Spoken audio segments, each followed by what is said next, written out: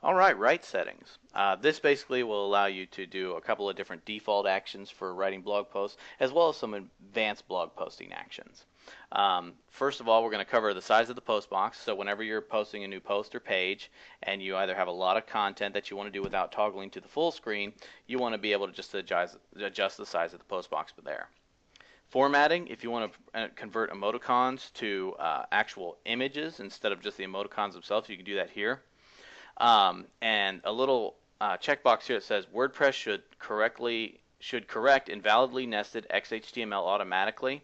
You can check this box to try and keep your WordPress as valid as possible, and it ensures a very similar look across all the browsers. But if you find that there's certain things that start to break in your theme as a result of you checking that, just sometimes if you uncheck or check this box, it'll fix that theme problem for you. So just something to keep in the back of your head in case you start to see that happening on your blog. Your default post category and link category, basically if you're posting in one section more than any others, you can set a default there and it'll kind of save you a step every time you're posting. Remote publishing. There's remote publishing software out there that allow you to publish from your desktop, and it'll send it to your server automatically. The software will usually give you instructions on how to do this, but whenever that happens, you need to be able to enable it in WordPress itself. And this is the section where you go to do that. There'll be more instructions in your actual software itself that'll let you do that, and you follow those instructions, but this is where you're going to go to be able to enable it in case you're trying to find it.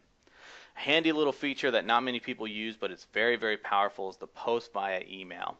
Basically what it does is it will read an email inbox of your choosing and automatically post content whenever it finds anything. It's a very powerful tool, but has to be utilized properly. You want to set it to a very secret email address that nobody knows about, and not even like an admin or anything like that. Just something that absolutely no one knows and is never used for anything else. So whenever you're sending an email or something like that to that box, it'll automatically get published on your blog for you, which is a very powerful tool. The subject will automatically become the title, and the body and the message will automatically become the content of your blog post.